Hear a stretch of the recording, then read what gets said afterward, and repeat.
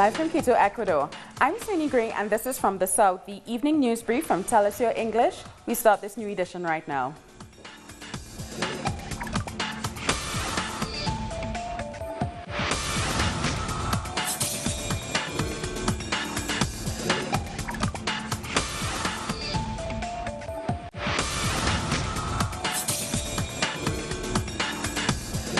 We start with Venezuela as the U.S. Treasury Department has announced new sanctions against 10 Venezuelan officials and elected leaders. The webpage of the Treasury Department says the 10 include the Minister of Culture, Ernesto Villegas, 3 members of the National Electoral Council, including Socorro Hernandez and Sandra Oblitas, as well as several members of the Constituent Assembly elected in July. Venezuela's foreign minister immediately reacted to the announcement. Jorge Arafat tweeted, "We reject the new wave of unilateral sanctions by Donald Trump against officials of the Venezuelan state. Venezuela is a free, independent and sovereign country which will always exercise its right to self-determination." Those new sanctions come as Venezuela's National Constituent Assembly, the ANC, approved the constitutional law against hate for peaceful coexistence and tolerance in its latest session in Caracas. The approval of this law comes after dozens of hate crimes related to racial discrimination and political differences were committed in the context of violent protests organized by the Venezuelan opposition between April and July 2017.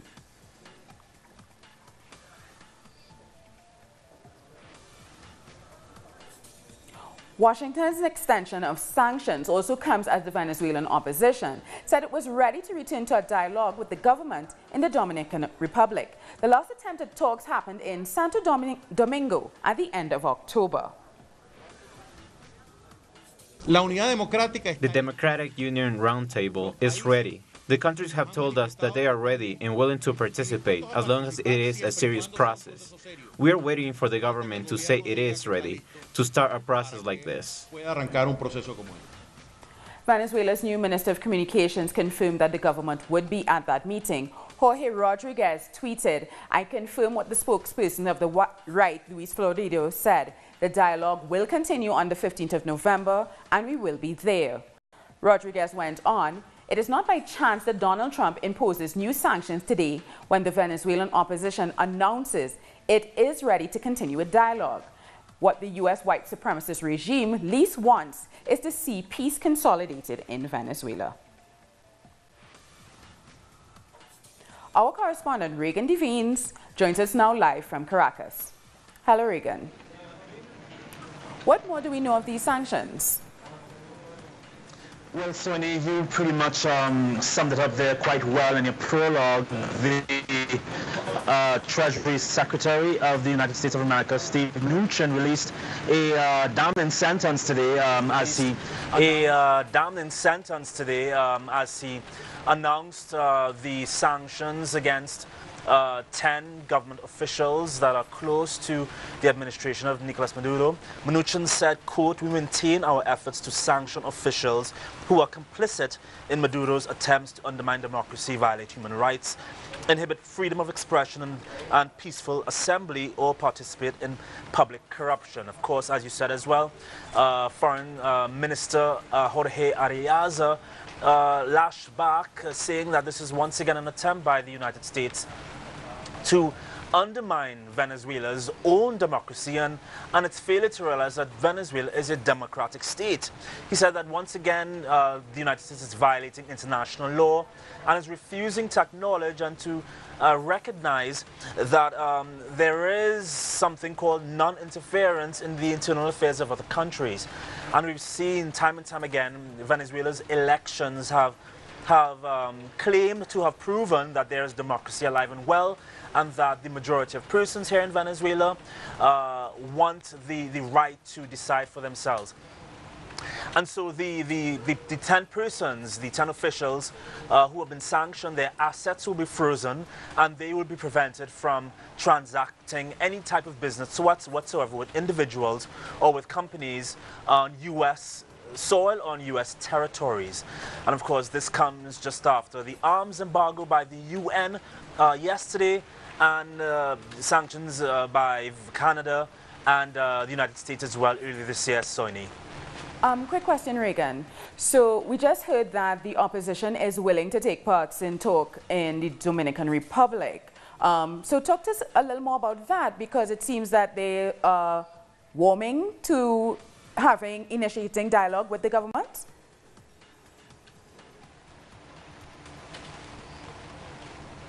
Yes, we're getting word that Luis Florido of the group Voluntad Popular has confirmed that next Wednesday, that's November 15th, they will be traveling along with a delegation from the government led by Minister of Communication Jorge Rodriguez to restart talks in the Dominican Republic.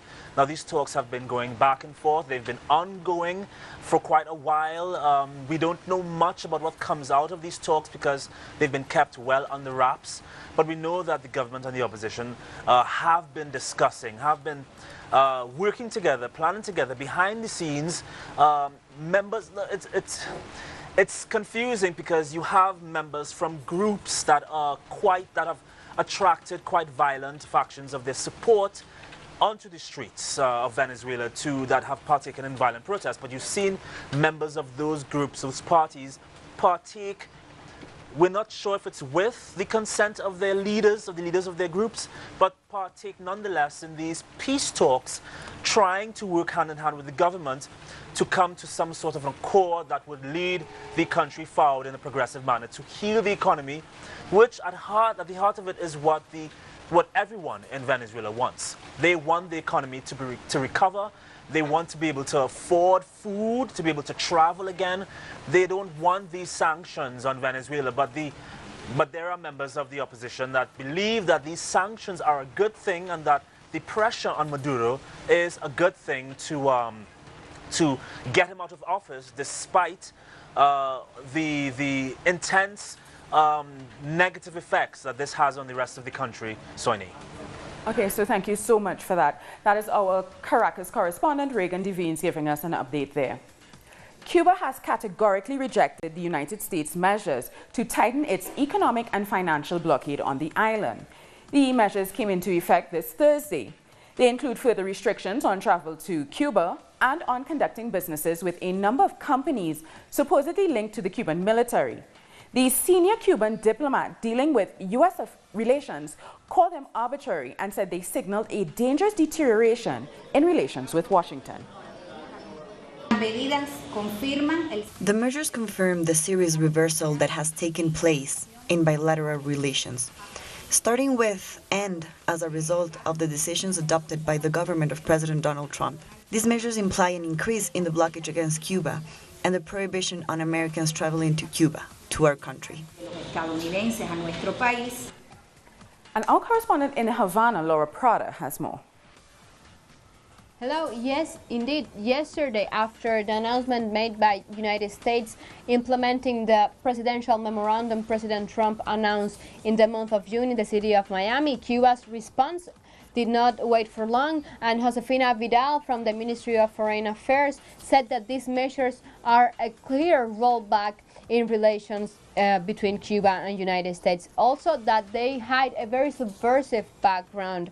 And these measures, she also said, are unjustified and very politicized, that harms Cuba's economy, both private and state-run. That businessmen from United States will lose opportunities of business to their competition here on the island, and that these measures do not only hurt and damage the people from the both countries, but also other countries and businesses. We must remember that just 1 week ago in United Nations, countries of the world stood by Cuba calling for the end of the U.S. blockade to the island, and also that last week in the Fair of Havana, important business deals were signed with companies from the United States like Caterpillar. These are just some of the answers given to these measures from the Cuba. I get back to you. That's Laura Prada with that report. Some breaking news now from Puerto Rico. A massive outage has wiped out power in the capital, San Juan. Only 40% of Puerto Rico's power had been restored after Hurricane Maria, and we'll bring you more on that story as we get us. But as U.S. authorities have failed to fully restore basic services in Puerto Rico, the Federal Emergency Management Agency, FEMA, is relocating 3,000 Puerto Rican citizens currently living in shelters to the continental United States. Since the hurricane first hit in September, thousands of people have had to be housed in temporary shelters. Tens of thousands of homes still have no roof, and nearly 60% of the island is without electricity. According to FEMA's authorities, the agency is asking hurricane survivors whether they wish to stay on the island or to move temporarily to the states of Florida and New York, but so far they're finding very few people interested in relocation. The violently destructive Caribbean hurricane season still has a few weeks left.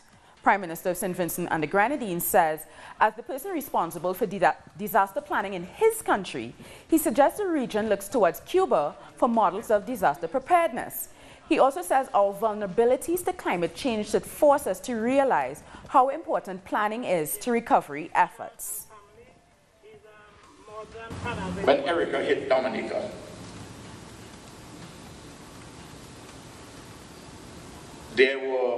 the bridges got broken down, people couldn't cross. I keep a number of baby bridges in stock. So I had 9, I sent 7 for Roosevelt. The public servant said, but Prime Minister, if something happened with this, the season ain't finished, it hit you. I say, well, I depend on Almighty God and my friends. I sent 7. Those 7 baby bridges, temporary bridges, reconnected Dominica during Erica. You need to have a lot of practical things. And to get baby bridges and to get the specifications right, you need the engineering. The first trade exhibition for companies from China, Latin America and the Caribbean has opened in the southern Chinese province of Guangdong, with more than 430 businesses taking part. The Chinese authorities said they are open to expanding economic and commercial links, building a large cooperation network. Representatives from Latin America recalled that China has become the main trading partner of the region. We head to Jamaica now, where the Sunday Gleaner published an article that revealed the numbers of women that try to terminate their pregnancy. Abortion is illegal in Jamaica, so these women are risking their health with their attempts. According to the Gleaner poll, of the 1,088 expectant mothers who went to the Victoria Jubilee Hospital between January and September of this year with bleeding early in their pregnancy, 91 admitted to attempting to end the pregnancy. Another 47 showed signs that they may have attempted to abort their fetus. We are joined by Nadine Spence, activist and one of the co-founders of the Tambourine Army in Jamaica, to discuss the implications of that Gleaner article. Hello Nadine, thank you so much for joining us. The statistics in the Gleaner article are actually really shocking. Are we having the right conversations in Jamaica about abortion? No, we're not, because it's essentially illegal. So having a conversation about abortion in the past has essentially been a shouting match between the church and activist organizations. Essentially, women who would ask for there to be freedom of choice around the matter, for there to be legislative changes, would essentially be labeled as ungodly and going against the will of God. So that the conversation and the need for legislative changes have not been advanced much.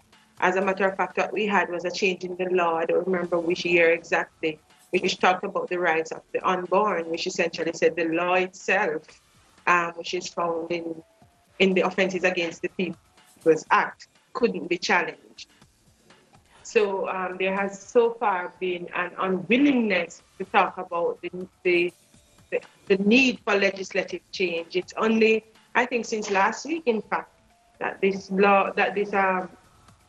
statistics have come forward, that there has been a kind of public outcry, consistent conversation that lawmakers across the aisle in Parliament from both political parties have been saying we need to put this on the table, and it should not be a conversation that only the church decides on how far it is advanced.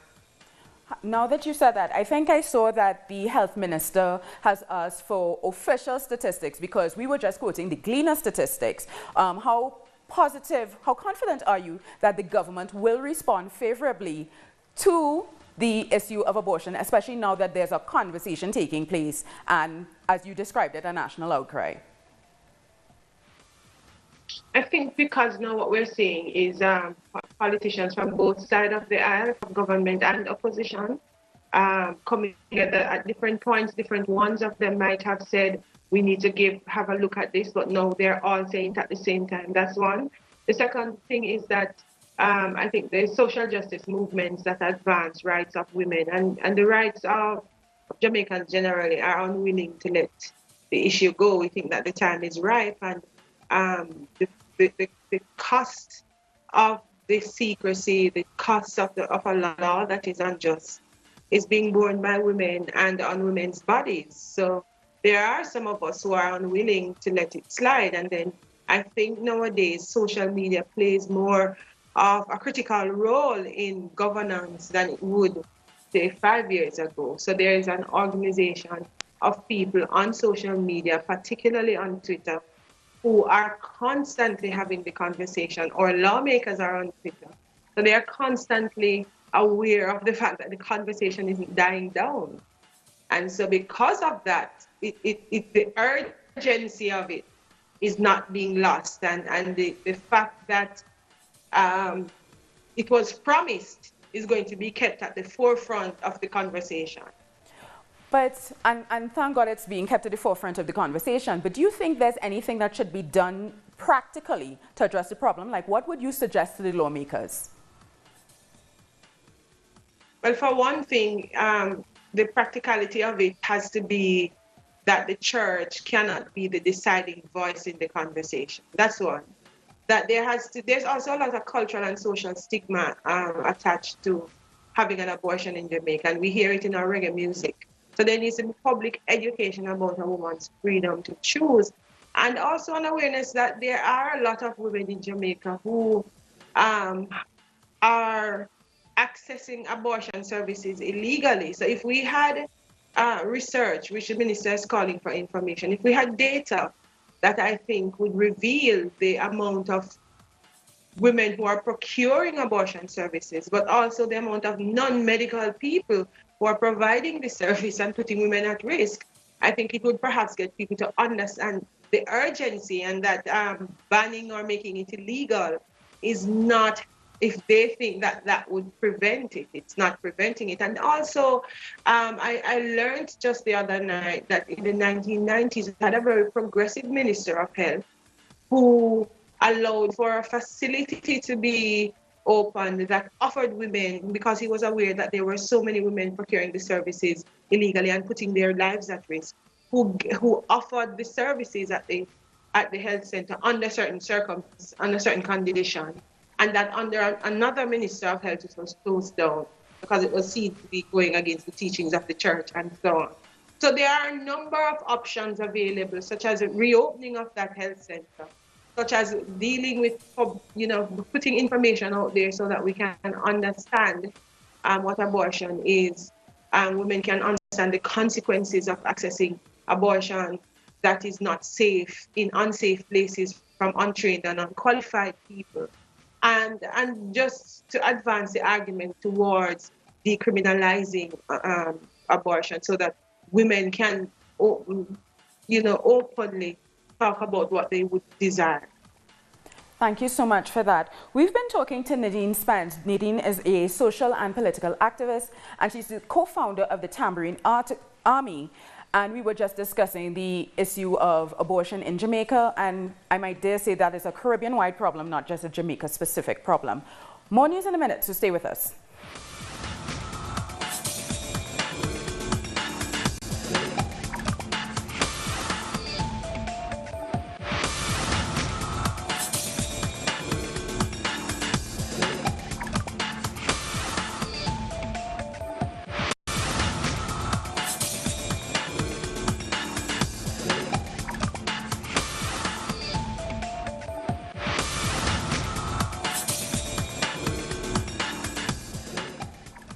Today is the second day of a national strike in Guatemala as farming communities continue to protest the unaffordability of the high cost of electricity. Let's take a closer look. It's the second day of the national strike organized by the Committee of Farmers Development, CODECA. Among other things, they demand that the former president of Guatemala, Álvaro Arzu, face justice, as he is linked to the assassination of priest Gerardi on September 22, 1998. He's committed a crime, a serious one, for murdering priest Gerardi. He also privatized electric energy. That's why we are suffering, because of that man. Álvaro Arzu is the current mayor of the capital. He was president from 1999 to 2000. He's remembered for starting the privatization of services such as electric energy. It's a right for us to have electric energy and other services.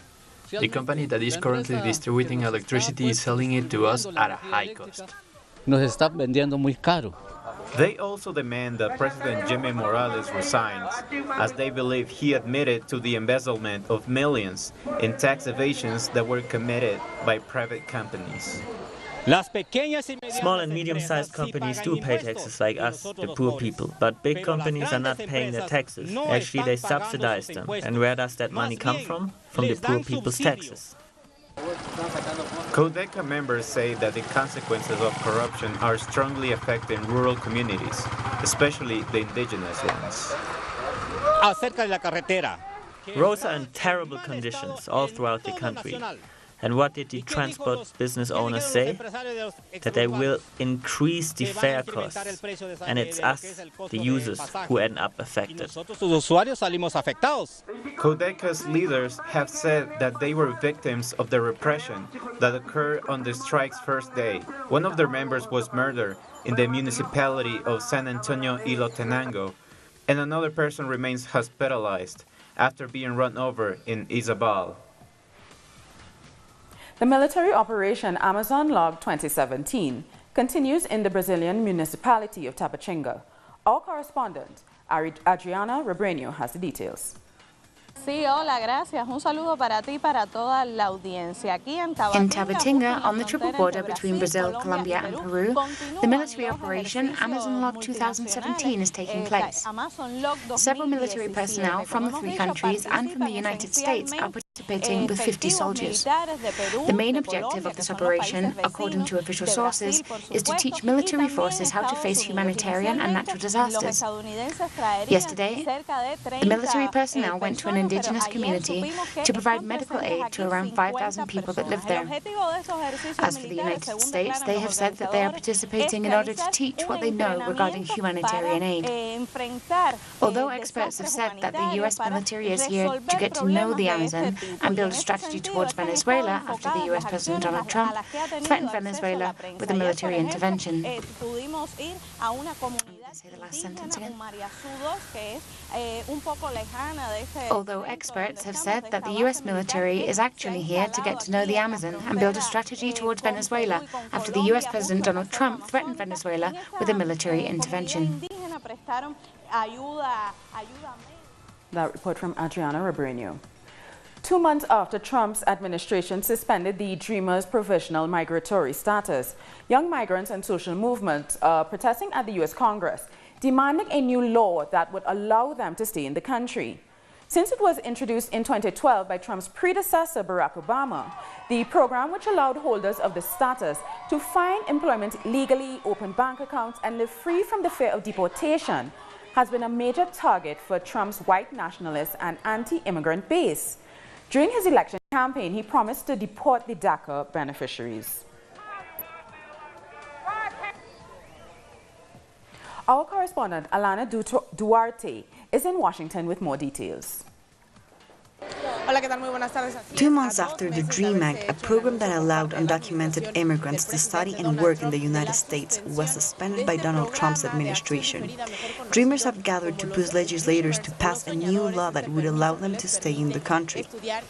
Most of these young people have lived in the U.S. for most of their life, and today they want to ask legislators to do something about their situation. After The government suspended the temporary protected status program for Nicaraguans that left more than 2,500 people without a provisional residence. Dreamers are worried about their future in the U.S., especially because legislators have to decide on the future of the act in the next 4 months. Israeli Prime Minister Benjamin Netanyahu has been questioned by Israeli police in connection with an ongoing corruption case, according to Israeli media. A car arrived late at night to Netanyahu's official residence, where 4 previous questioning sessions have also taken place. He is suspected of attempting to influence news coverage with an Israeli newspaper, among other charges.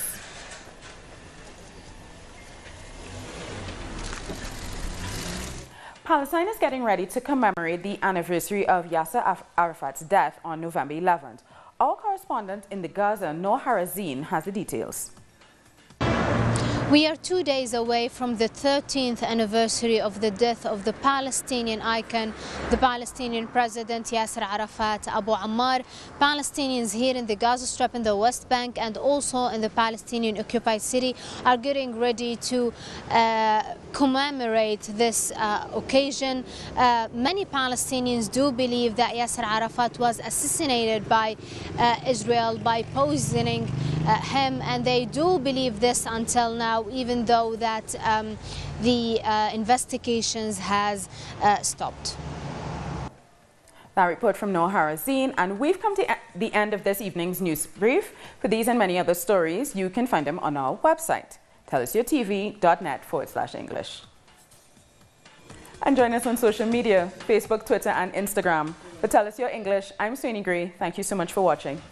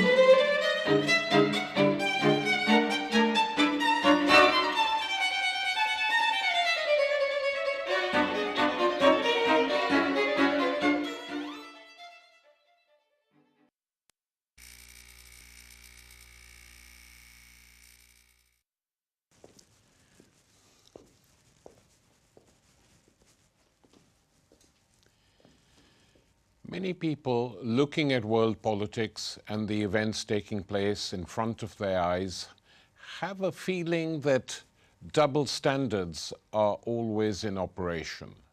They may not know exactly what these standards are, how they are applied, but at times it becomes very public and very open. Take, for instance, the bringing down of the Malaysian jet in the Ukraine by we don't know who. We have a suspicion, but we're not 100% sure. There is no proof, no evidence has been supplied as to who brought the plane down, whose missiles targeted the plane. A great deal of material is circulating, indicating that official Ukrainian government bomber jets were up in the air at the same time. So we don't know. We have a suspicion. And the suspicion is that missiles supplied by Vladimir Putin, the Russian president, to the rebels in the Ukraine and designed effectively to aid the rebels to bring down those bombing them, were accidentally used to bring down a plane which they had assumed